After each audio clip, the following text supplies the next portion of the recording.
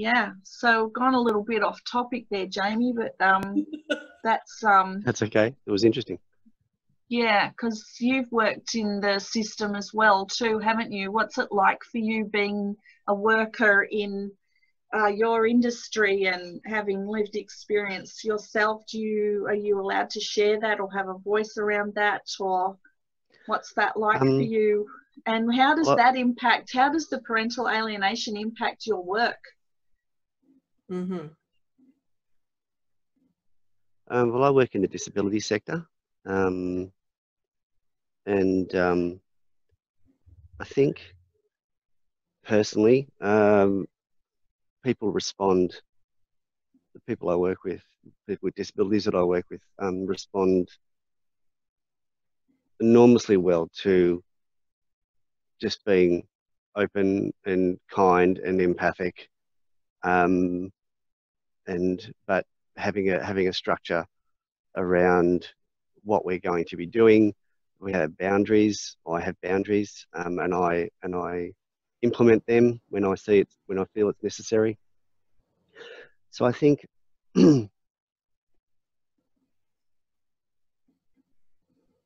yeah,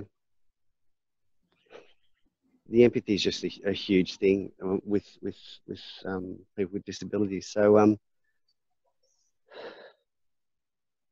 trying to work with in that sector has been great for me, because I think it's almost like I've found my tribe. It's almost like I'm safe with people with disabilities, because oftentimes they're straightforward, they're quite open, they're quite welcoming, they're great group of the community to spend time with, and being paid for it is just a huge bonus.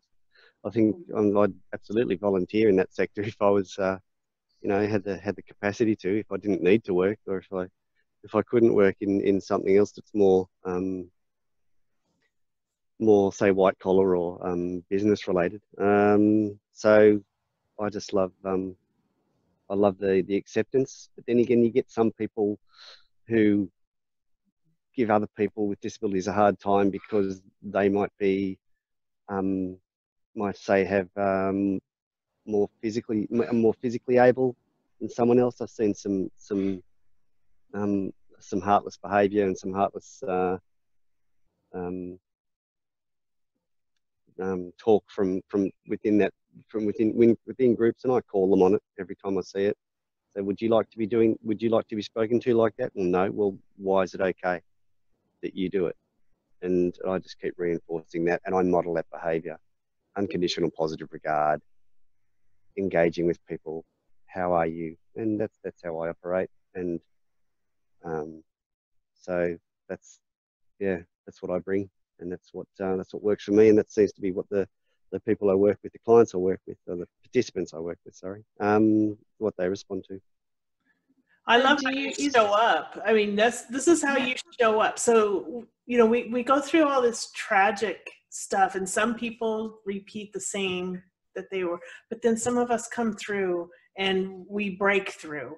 So we've been broken down, but we've broken through, and we do not repeat that. And you show up in a way that you want to be treated. So amazing thing that you just shared. Thank you. I think prior to me getting into this sector, I spent years working in all sorts of different contexts. I guess growing up the way I grew up, it built resilience. It was hard fought and won, I guess, but I was always the new kid, and I was always being picked on, always being bullied, because I'd had I guess my mother was fearful that I would end up being the same as my father, because he allegedly had a foul temper and allegedly beat people up. And anytime she saw any of that masculinity in me, she was quite fearful of that. So that was hammered out of me at a young age, physically and verbally. And so I never stuck up for myself. But I was always always a factor of any interaction with other people was I was desperate to be liked by them. I was like a people pleaser, and I was, and then I despised myself for it. I was like, it's so weak. It's so disempowered. I just like, who are you? And I guess that fed into my sense of self-loathing. But now it's, I think I'm it's accepted. I think that's what makes you strong. I think that's Yeah. really your strength. And I guess people who hadn't grown up with that sort of level of trauma and that sort of upbringing, I've noticed it in my kids, because they've they've had a very sort of vanilla, wholesome upbringing with, there's no addiction in the home. There's the financial stresses aren't really there because we've worked very hard and very smart. And they haven't moved around. They've lived in the one house their whole life. And so what I'm noticing with them in their adolescence is they kind of lack a bit of resilience, but that's not their fault. But I guess they'll get through that. It's just something I noticed. So yeah. Wow. That's very interesting, isn't it? Mm-hmm. Total flip of the other coin. But I wanted to ask you a question. You work with people with disabilities, and I've worked with people with disabilities for 34 years myself, and people with mental health stuff, and for me, they do feel like my tribe as well. So that's really interesting that we have that common thread. Because, and the other thing that I always feel, and I wanted to know if you did too, is I like to empower them and teach them how to have their own voices, and to advocate for them, and to get them to stand up for their rights, and teach them how to do that.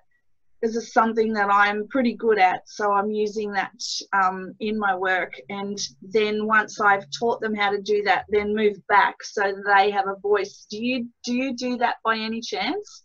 Every single day. Every day. Even when people using public transport, I have a chat to them about what was going on and making sure they stay safe and not being, ripped off by somebody who just might all the time. Maybe one person I work with, there's somebody who sees them a bit as they're getting it on the train. They're asking them for money, or they're asking them for smokes, or whatever the case may be. I said, do they ever give you anything? Well, no. Why not? So how is that reasonable? How is that fair? And I say to them, if you turn the situation around, if you just swap places in the conversation, can you ever see that happening? Well, no. Okay, well, maybe think about why you're doing it, or what it's costing you, because cigarettes are about $1 per cigarette in Australia. It's about 60 or 70 cents US per cigarette in here. So for somebody who's on a disability support pension, that's a lot of money. Mm-hmm. And if they've got a nicotine habit, to be sharing with almost a stranger, or someone who's just their friend because they can get something from them. So I'm always advocating for the people that I work with, and having a chat to them about finances, or about the level of sugar, because a lot of people I work with love Coke, love sugar, and spend a lot of money on soft drinks. And I say, well, is this really doing you any favors? Because I did a health degree a little while back, and I know a little bit about it.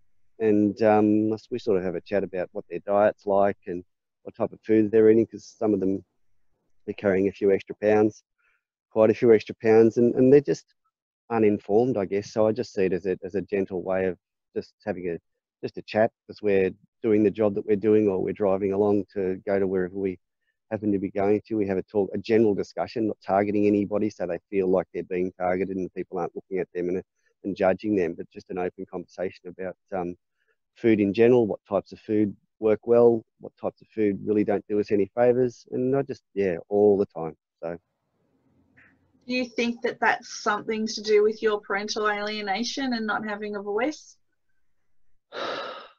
Oh, I imagine there'd be a component in that, but I think it'd take people that are better trained than me to tease that apart to work out. So where did this come from? Who gave you this, example, or set this, was a role model that would teach you this after growing up in the situation that you were alienated from both parents? So who was your role model? Or was there one? I'm trying to think. I don't think I had one. I mean, you must have had a teacher, or, if you go to not really, because I moved around so much. I mean, the longest I went to any given high school was 2 years, and that was with completely separate teachers each time. That you maybe the scouting movement. I had some scout leaders and some venturer leaders. Mm-hmm. Scouts here is from 10 to 14, and venturers is from 14 to 18, and then beyond that, maybe I had some men who I actually respected. I was in a local junior fire brigade when I was growing up, and there were some men in there who I think might have influenced where I was headed and what I was doing, and maybe gave me a bit of a framework, but I can't think of any specific. I didn't have like a long-term specific person either, but I think I had enough that I was like a sponge, and I just absorbed as much as they gave me in that good influence. And I think that's what helped me become, a better parent, to my children, so that I could break that cycle as well. So maybe, if those of us that go through this, maybe we do have influences that are outside of that help us make this change and this transition. Yeah, I agree. I've had a nun for 25 years. Yeah, that's cool. Yeah, a person. I think too, the way I brought my kids up was, there was this overarching philosophy of, what's this child learning in their interaction with me? Are they learning that? And I was fair, and I've never hit them. No physical abuse at all whatsoever. I just used to count them. Okay, you're on 1 for doing that to your little sister or your little brother or whatever, and on 3 you're going into your room in timeout, or on 3 you don't have any television this afternoon. So they'd buy into that. 1, 2, 3 magic. Loved it, lived it and breathed it. It was a really good system. But also, I guess I brought them up with, how would I like to have been treated? What would have really worked its ass off for me, and how would I have responded, and what would have helped me sort of blossom as a person, rather than to have been beaten down as a growing person. So I think that sort of informed it as well. So I know you know a little bit about intergenerational trauma. So I just wanted to sort of ask you, what are your views around stopping intergenerational trauma, so that some other people who are listening to this might go, oh, okay, so this is way bigger than just me and my divorcing parents, and how is this going to impact on my children and my grandchildren? Like, what are you doing to kind of change the course of that? Because I know that you are, and I know that some people don't understand that you can do that, and I know that some people are absolutely choosing not to change that, but I know you're not one of those people. I know you're walking that journey. So could you share a little bit about that with us?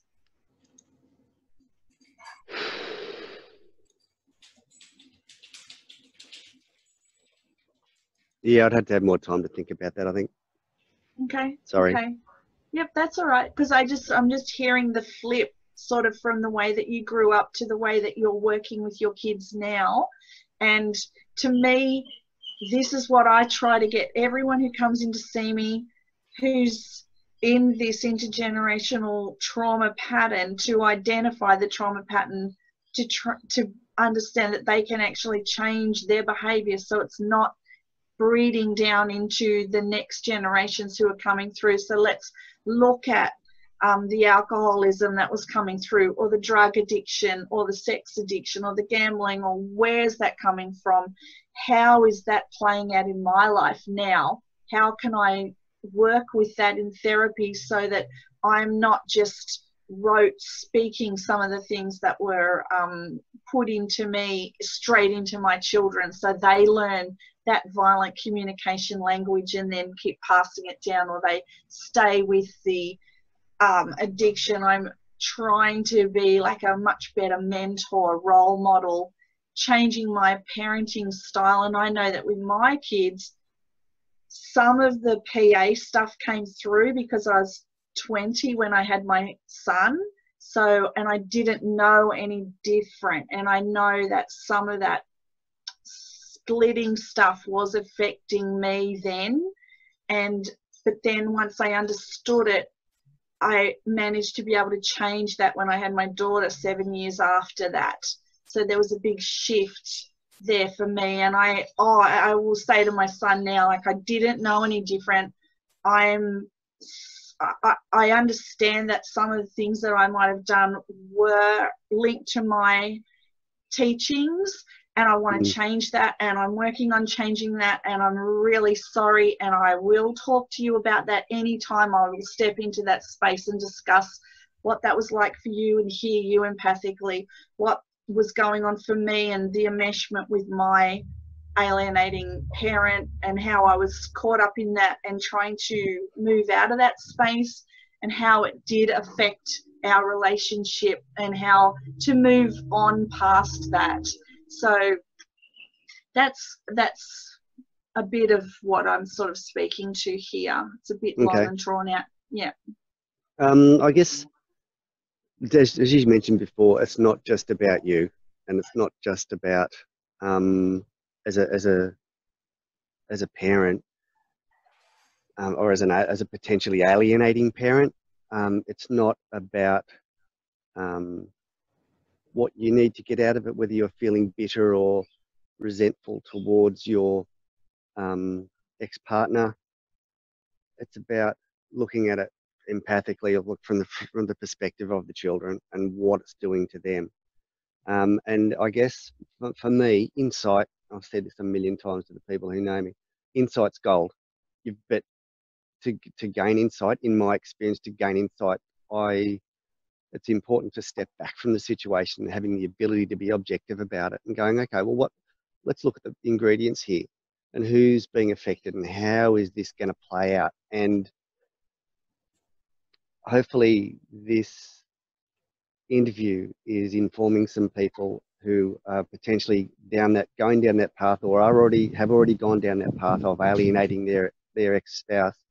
The impact is profound. The impact is very complicated to try and reverse if we can, and it affects people for the rest of their lives. And do you think it ever solves or goes away, or is there ever any kind of, like, I know there's no eraser or magic anything, but does it ever go away without really working on it, or because you reached a certain age? Or do you feel like children that turn 18 can heal from the trauma that they endured now that they're an adult? With support, absolutely, but just organically, I think the chances of it happening are way lower than actually being focused and actually having an inquiring mind to sort of like work out, why am I different? Why do I see the world differently to other people? Why do I feel this way about myself when it's obvious to me that other people don't have the same sort of outlook, because they're valuing themselves to go to college, to educate themselves, to improve their make a home or make a living and support their families and be present in their communities, where I was always, I'm not so much now, but I was always, the opposite of that. So I think, just try and see it from a different point of view than what your parents gave you, and try and question the way you were brought up, perhaps as a parental as an adult survivor of parental alienation, just question that, question the status quo, rock the boat a bit, because we were never taught to have a voice. It was always a very cult-based kind of we were moons orbiting planet mother, and we never had any sort of any so voice. it takes a realization. They have to realize what they have gone through, understand it, and then acknowledge it. And sometimes that doesn't happen until they hear stories like this. Yeah, and I know people who are in their 60s and 70s and 80s who are the least insightful people I've ever met, because they're just, and it's not an age-based thing, it's not a maturity thing. I think it's a mindset. I think it's a willingness to investigate, and it's an openness to seeking truth and to looking to make change, and just knowing in your heart and in your very soul that there's something that's just not right for the way that you see the world and the way that you were brought up. And even then I guess it was louder for me, that voice was louder for me than the voice of my mother, who was kept wanting me to realign with her if I started to wander, if I started to have a voice, or I started to stray from her path, you know. So yeah, I think just have an open mind and look at the impact of what of your interactions on the other people in the relationship, children, and the potential for great harm over a long period of time. And there's something you can do about it. Decades later, sometimes. Yeah. So I think the 18 thing, Dawn, is what's going on in the courts. I think if I could just take you back there for a sec, because you're hearing some judges saying things around when the child hits 18 and stuff. Could you share a little bit about that with us so that we can give you what we think about that? So it could be judges, it could be lawyers, it could be somebody that just happens to testify that, you know, maybe represents a specific organization or a bar. But some of the things that are said, and I'll give the example of the last one that I heard, and I don't know what their position was, but what their comment was is that, you know, in this scenario, the child, you know, might have to go visit, you know, mom or dad, one of their parents, but it's an hour car drive. So we can't really burden the children with an hour car drive because it's just too hard on them. So that's one thing. But another thing that they're telling parents is that, you know, wait until they're 18. You know, when they're 18, you know, they'll come and look for you. They'll find you then, and then you can have a relationship. Or, you know, wait until, you know, they get a little older, or, you know, you can reach out to them later. Just, you know, keep buying them birthday presents or Christmas cards or whatever. Send that to them.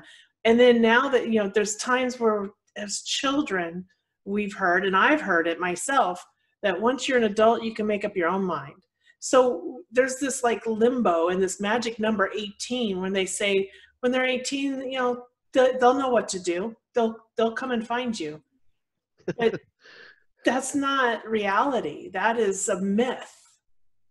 That's my opinion, that it's a myth, that, you know, what we're saying is not helping the child in any way. It's only helping the system. So we hear a lot. What's 18? 18 is just an arbitrary number. I mean, you know, people develop at different rates, and they mentally, legal age, prefrontal cortex, you know, it's just, oh, wow. It's very very cookie cutter, one size fits all kind of number. And yeah.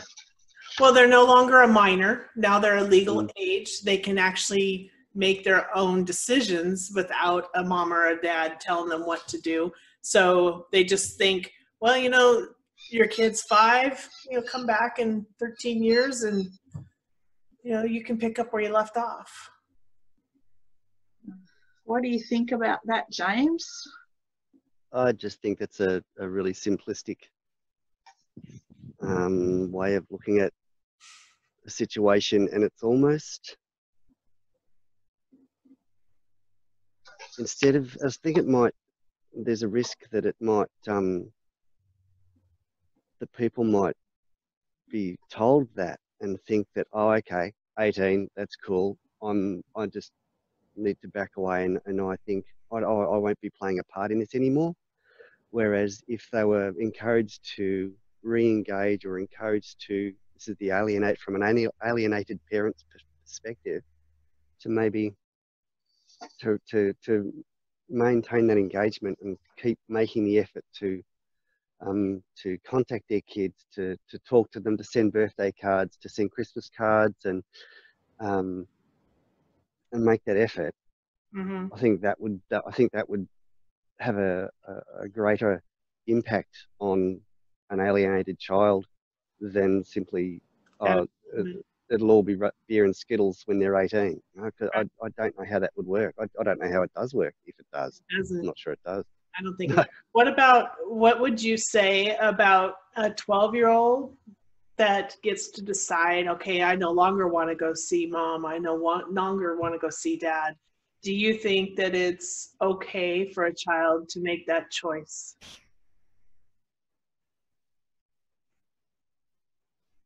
Or do you have an opinion on that?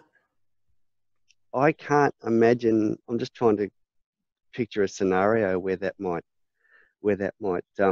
benefit them, and whose voice that is, whether it's the 12-year-old child's voice or it's the alienating parent's voice and they've been indoctrinated.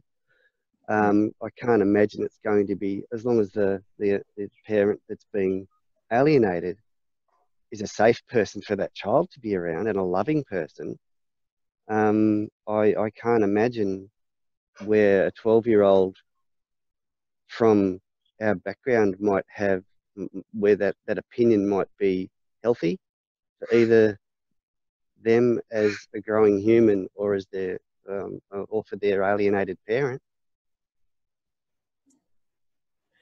Yeah, and so, you know, some people here say, because that happens a lot here, when a child turns 12, you know, oftentimes they can speak to the judge and they can tell the judge, no, I don't want to see my mom anymore, or no, I don't want to see my dad anymore. And then that's granted because they are old enough to make this decision all of a sudden.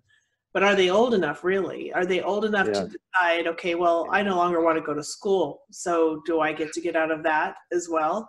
Or no, officer, I don't like that law and I wanted to eat that candy bar, so I took it, and that's just the way it is. Is that how we want to, you know, when we give children that empowerment at the age of 12, are they capable of handling it?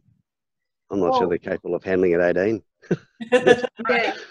Let alone 12, God. But I'm just wondering, for kids of really severe PA, like I use myself for example, if I was asked that question in court, I would be very, very worried about saying yes to seeing that other parent, that we're the targeted parent, because when we go home, if we said yes about wanting to see that targeted parent, the alienated parent would then target us. It's then now not a safe place to be at home, and those behaviours are very, very covert, and they're not easily noticed. And if we know of heaps of instances where the children have lied in court because, one, they might have been preempted, educated to do that. Two, they could have had threats around them about not still siding with the alienating parent, and what that could potentially look like if you don't side with me. Or we can get told things like, if you think about it, by 12, we were being told that that person was a monster and was going to kidnap and kill us and take us for, I don't know, 10 years. So why would a child in that situation, and that could be a safe, loving, healthy parent, why would we go, yeah, let's go hang out with them? There's so many other factors to this. It's not that, I don't think that what's at play here, they have any idea at what's at play here. Because like the other thing that when you said why, so why would anybody in one of these leadership roles, the judge or, you know, whoever is making these decisions, put that burden on the child? They shouldn't be doing that, because it's just for a severely alienated child to go back to the alienated parent. If that alienated parent thinks for 1 second that we've sided with the targeted parent, or are giving any energy or love or missing them or grieving about them, God help you. God help the child. We have to maintain a persona where we're completely attached to the alienating parent. We're not allowed to speak up. We're not. This is the psychological splitting. And this is the difference between mild, moderate, and severe. So if you are a child of that environment, which I was, you don't have a voice. You do not say, yeah, I'd love to go see my dad. I miss my dad. I want to see my dad. You don't get to do that. You have to show alliance, allegiance to the alienating parent, and God help you if you don't, because then we're looking at psychological abuse, physical abuse, all sorts of stuff coming in. And that parent might, the dysregulation that happens within the narcissistic personality disordered parent, and potentially borderline as well, is so huge that can go on and on, off and on and off and on and off for months and months and months after an event like that. So you don't ever know what mood they're going to be in, when it's going to change. It's so dangerous living in that environment that you are trained to, within an inch of your life, to not speak about the other parent or go near the other parent. It's not safe. It's all this stuff. So when they're putting someone in that situation, if depending on the level of PA that's going on, I think that that's a very dangerous thing to be doing, personally. That's from my experience as an adult child of severe PA. Children, they often don't know what's going on, but they know how to, well, I don't know if they know how to stay out of trouble so much that they know when they shouldn't do something that could cause a lot of pain or bring more trauma. You learn really fast what to avoid. You'll do it once, maybe twice, but then you learn and you're like, okay, can't do that ever again. And you don't. And that's when that breakdown, for me anyway, the breakdown and that closing off. And when I started just detaching, or, you know, not having that established relationship, the trust breaks down, all kinds of things just start falling, and, you know, you kind of suffer in silence. Yeah. And the other thing I'd just like to add here is where we have a biologically based system that's been developed to ensure our own survival. So when, as children, we're threatened or uncomfortable or hungry, our attachment system activates, and then our attention behavior turns into proximity seeking behavior. And if the child gravitates to the primary caregiver, they're in a perfect world, they would give us comfort and make us feel safe and secure. But when we're dealing with someone who's personality disordered, a lot of the time that doesn't happen.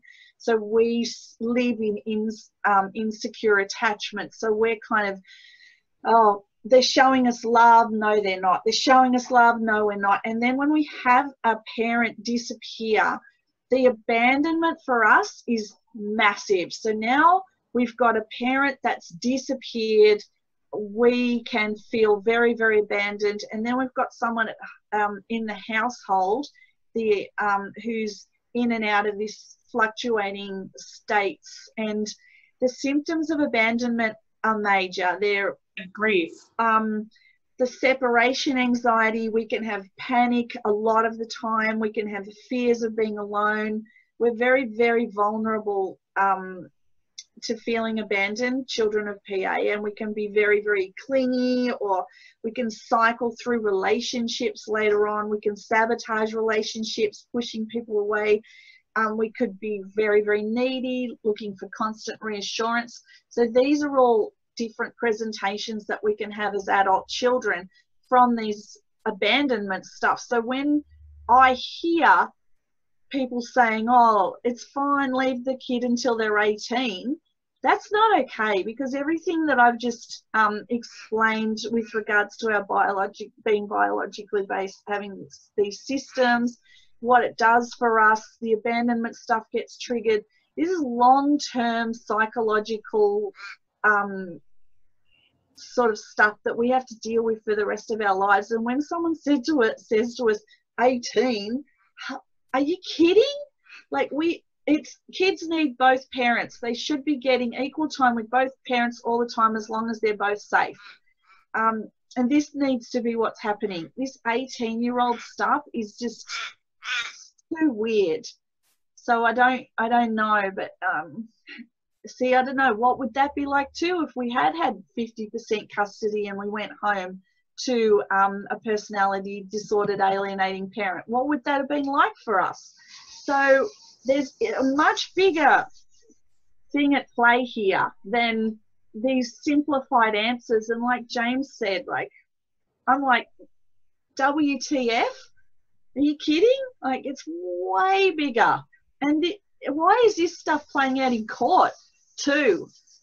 Like, this is a psychologically based issue. Why is family court dealing with this? They shouldn't be. We want to remove this from family court, at least this part of it. You know, there's certain things that will be there, but there's a lot of this that needs to be removed. Divorce should not go through court. So we need to remove that from the courtroom. But would either one of you consider this type of treatment towards a child abuse? Oh, hell yeah, I would. Absolutely. No question, he said. So here we have 3 children that have been raised or have experienced this. We have this lived experience. We all say, yes, it's this emotional trauma, these long-term effects that we have endured. We all 3 agree that this is child abuse. Absolutely. Yep, and it's very, very difficult for me to work with adult survivors when they come into the room and they have no idea what's happened to them. I have to start from ground zero and work right through all the stages, the realization stage, the grief. I have to teach them all the attachment stuff. I have to teach them all of this huge picture just to unravel and try and get some of those pieces of the puzzle together. Like, it's absolutely major. And you think about it, like, James, what's it like for you with regards to events in your family, like weddings, funerals, baptisms? Like, what's that like? Like, does the PA stuff come up for you? Well, given my the distance I am from my family, that's all of my family, I don't tend to go to birthdays and the occasional Christmas, maybe, because it's probably a 10-hour drive, and to get to that group of people. And a lot of the time it's just like, I really don't have the energy for it. My father hasn't been around for any of the significant events for my own children or for me. And so that's a little like, well, that's just the norm. And I feel quite separated from all of my family, actually. I think my only real family is the one that my wife and my kids. So, and the friends that I've made here.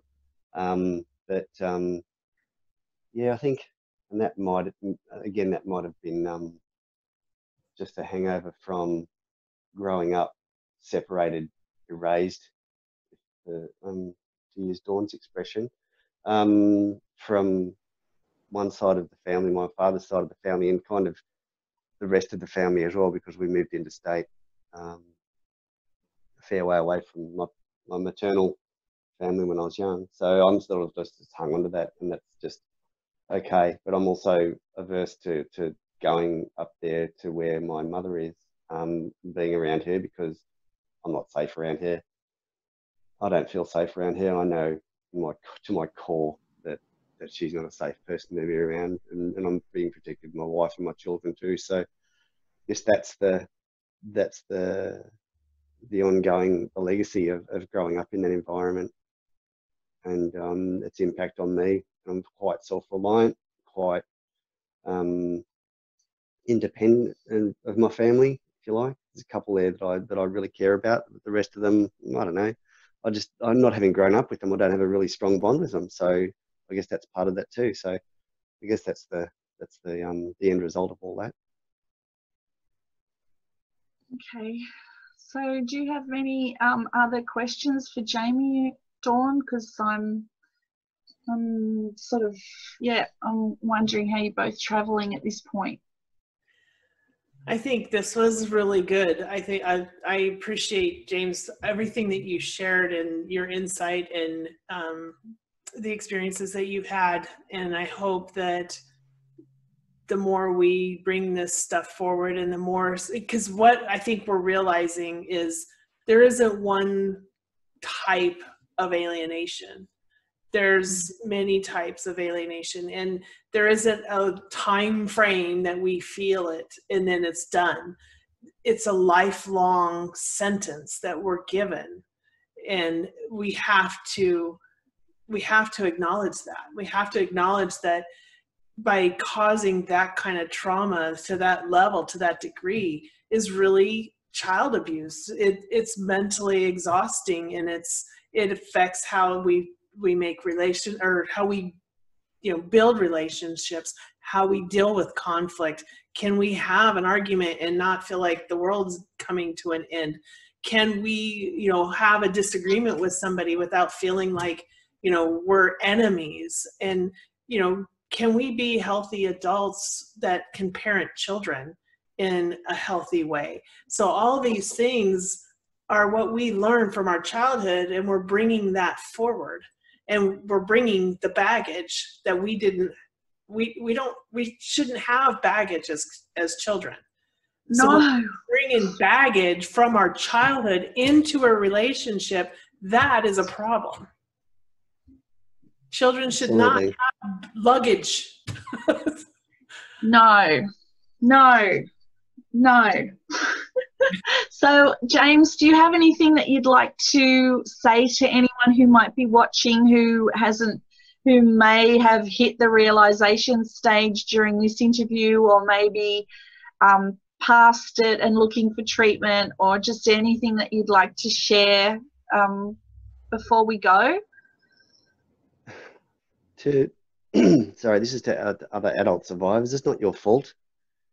This is the situation you grew up in, and you didn't have a choice. You may not have had a voice. But now that and I get if there's resentment towards the alienating parent, then I can see that this is a temporary situation, how I'm feeling about them. And then I'm just working towards sort of ambivalence, because that's what works for me personally. But trust the process of talk therapy, maybe medication. Those two in concert sound like a really great way to get through this. Because I liken psychotherapy to, if you're a tennis player and you want to be the best tennis player you can be, and if people like the pros, if they've still got tennis coaches and they're great players, or who am I as a person on their mental health journey? Who do I think I am, and how do I possibly think that I can be the best that I can be and progress as far as I can on my journey without help? We understand that we're adults and we have licenses to drive cars, we hold down jobs, we have mortgages, we're independent breeding units. And we think, it's in my experience and talking to people, anecdotal evidence, talking to my friends and people I know, we think that we can work all this stuff out ourselves. You might be able to, but the amount of time it takes you to be the best version of yourself, or the most helpful or the healthiest version of yourself, or the most calm and peaceful That's what it is for me. Version of yourself. Trust the process to get help, and have the understanding that there are people out there whose job it is to help people like you. They do it every day, well trained, and you might not have a great rapport with so. And I know people are like, yeah, I tried that once, spoke to one person, but we didn't really it didn't really work for me. Keep trying. Try a different. If it was a male that you were a psychotherapist or psychologist that you experience with, or a female psychologist or psychotherapist, switch genders. Go for a male, go for a female. Just change it up a bit. Be open to the concept, and because there is hope. There's always hope. Okay, you mightn't be. I am forever, I guess, scarred from my experiences, but I'm not letting that be my primary focus. I'm working with that to try and find out as much about myself as I can, and to help as many people as I can, which I guess is part of this process too. So there is hope. Absolutely. Thank you, James. Thank you. That's a good note to end on, do you think, Dawn? Yes, I do. Thank you, James, for joining us and for sharing all of that. That was well said. I really appreciate that. You're welcome. Yeah. Okay. So thank you to everyone who's watching, and if you've had anything come through for you or come up for you during this talk, please speak to somebody, get some help, have a voice. Part of not having a voice is part of the parental alienation stuff. Know that. And it's important, and for anyone else who wants to come through and speak to us, we'd be open to talking to you as well. And in the meantime, we'll go now and just check in with James after this process and make sure that he's feeling safe and okay. And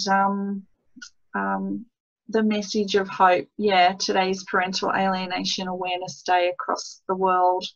So, and the Guardians and Gatekeepers Conference is on today.